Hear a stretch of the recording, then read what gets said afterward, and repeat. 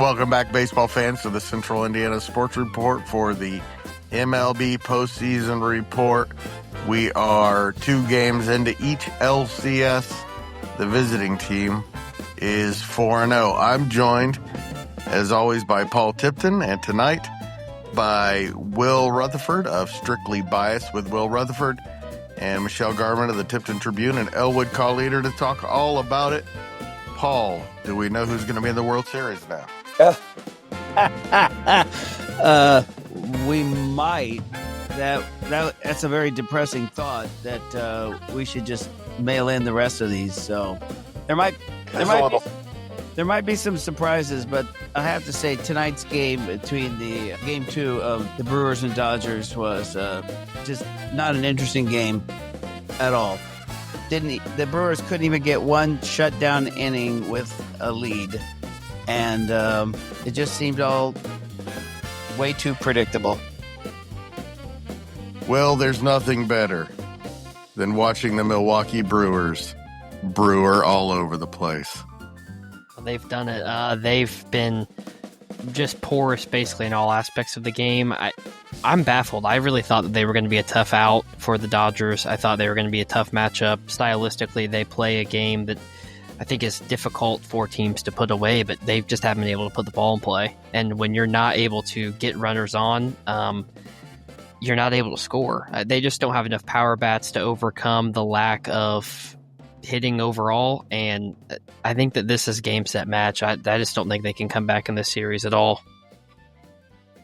If you really want to look at it, things went perfectly for them yesterday, and one of the most extraordinary, I guess, a highlight play that will be played over and over when on the double play that turns into a double play on what the Dodgers should have scored, and they didn't, and the Brewers can even capitalize on that.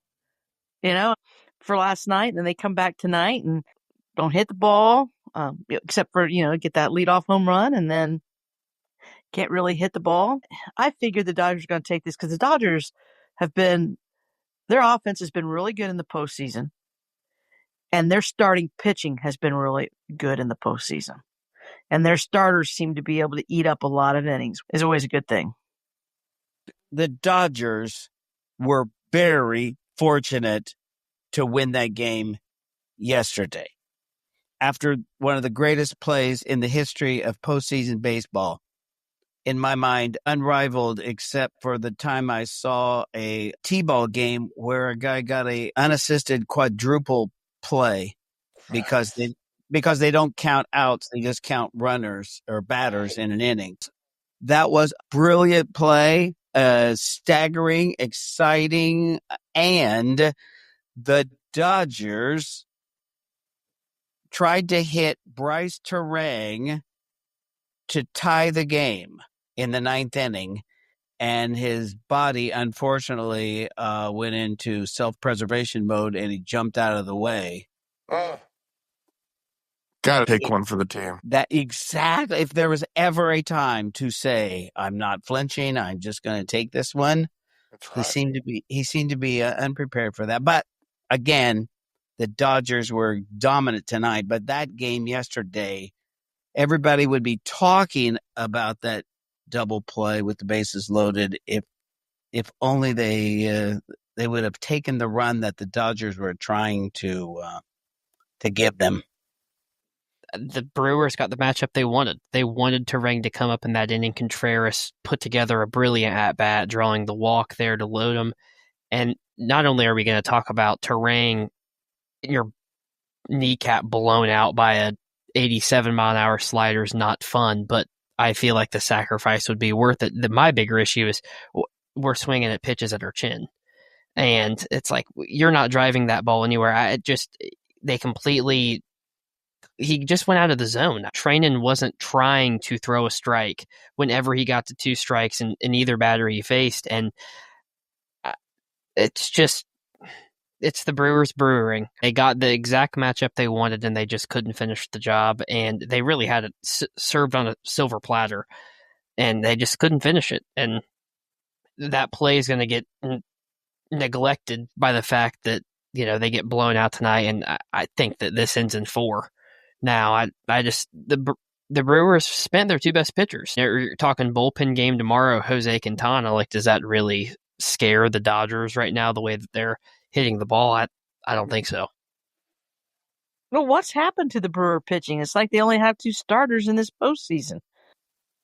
Well, part of the problem in this series, I think, is Abner Uribe has not been good. You're talking about a shutdown guy, sub-2 ERA guy in the regular season, and he's just not been super effective. His off-speed's not working for him.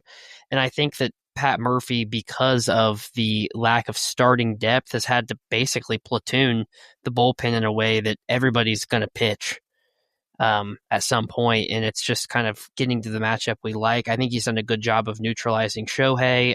I don't think that the Brewers have necessarily played bad strategically. They just haven't been able to get the job done when the job is needed to get done, and unfortunately, that's all October baseball's about. I was going to say, the Dodgers are just proving they've got bats 1 through 9.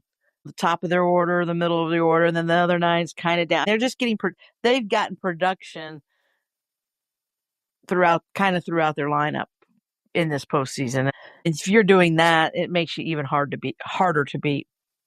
They certainly haven't scored a heck of a lot of runs, and Shohei Ohtani, who drove in 1 run tonight, has done almost nothing. Almost nothing.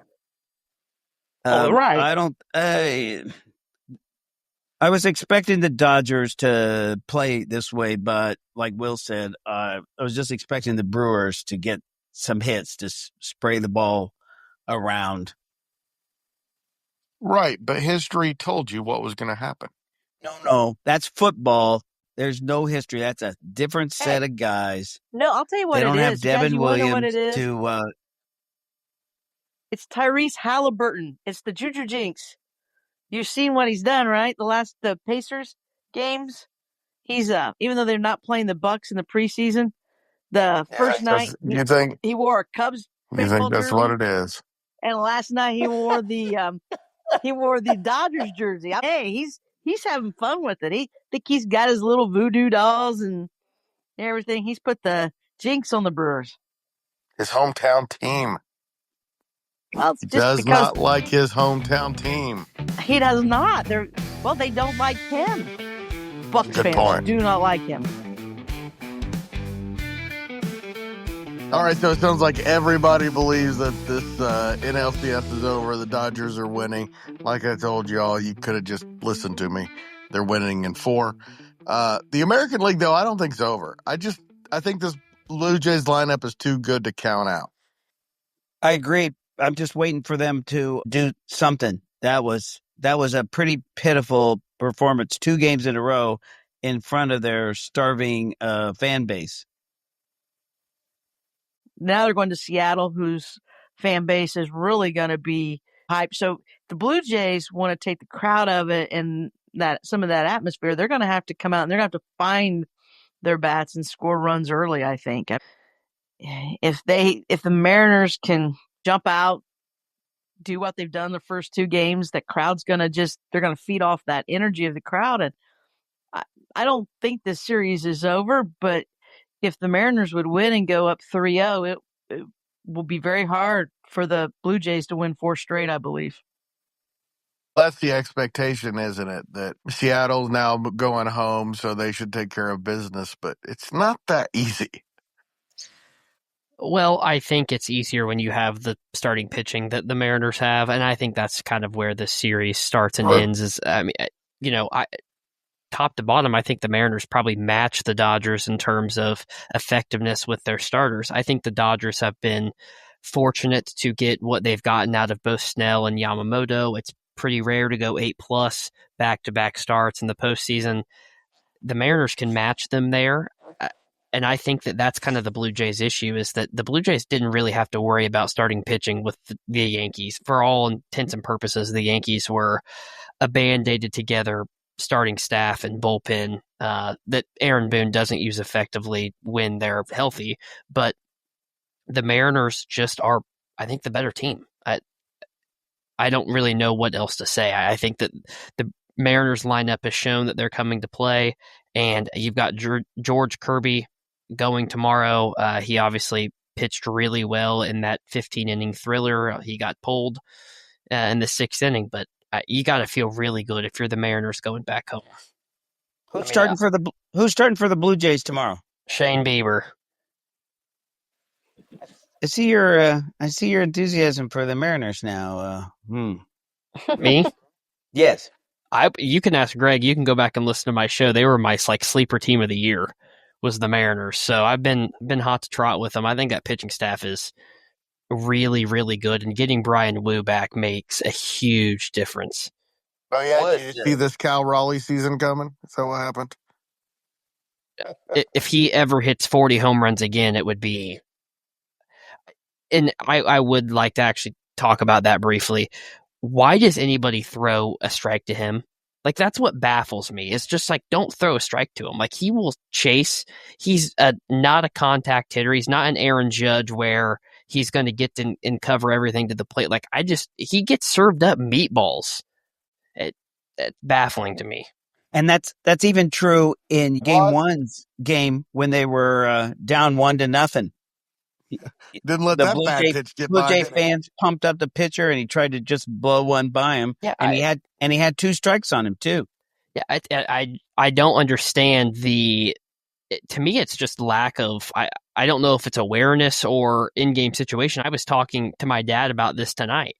If I was a team in the regular season, I would never pitch to Shohei Ohtani if bases were open. If there was more than if there was 1 out or more, I would intentionally walk him every time, because statistically, I think I've got a better chance of getting whoever else out than Shohei. I wouldn't pitch to him, and right now in the postseason, I wouldn't pitch to Cal Raleigh. I just wouldn't. If I've got a bag, he's not a guy that's going to go steal bases on you. He's going to move pillow to pillow. If you walked Shohei Ohtani every time he was up, there would have been a lot of outs that the Brewers wouldn't have gotten, because he has not been hitting very well. I said regular season, and I'll respond to that by saying that I think that he gets exploited in the regular or in the postseason more than the regular season, because in the regular season he's seeing whoever's coming out of the bullpen. Most of the time you're going to get a right-handed pitcher starting. Statistically, more than likely you are going to see more right-handed guys, and then you might have a bullpen with 2 lefties. So over the course of a series, Shohei might get 2 or 3 at-bats against a lefty, and then he's getting 9 against a right-handed pitcher. This postseason, you've seen it. They're stacking lefties on him. Shohei comes up, they're going to the bullpen, and they're not letting him face right-handed pitching. I wouldn't even think about throwing the ball to him with a righty with any stake in the game whatsoever. He sure is striking out a lot in the postseason.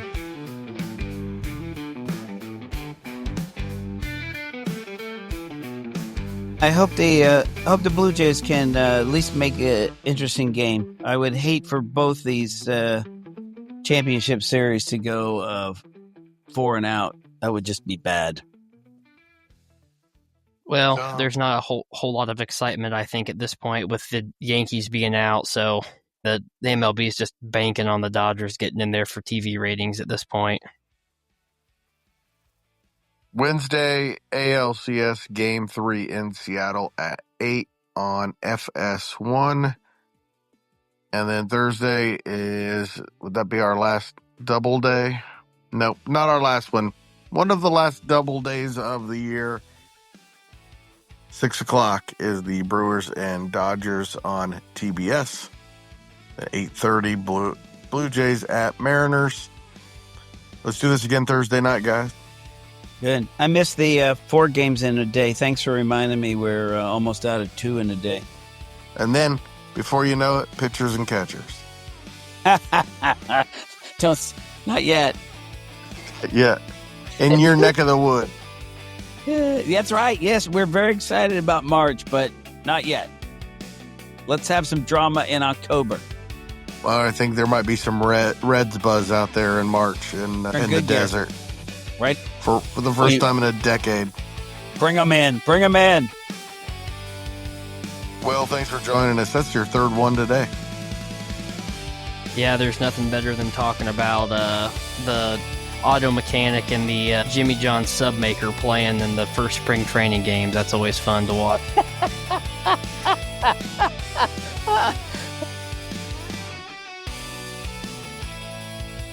Thanks so much to Paul and Will and Michelle, who we seem to have lost there at the end. Thank you so much for listening. We got a ton coming up in the next few days. Later Wednesday, an IU report where we talk a lot of IU football. A Purdue report where we talk a lot of Purdue basketball. A Colts report, a Pacers report, and an IndyCar report on Thursday.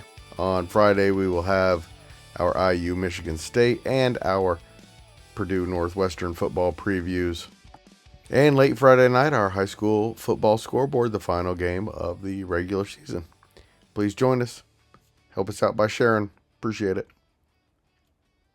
Central Indiana Sports Report is a product of ITG Media, and I love Susie.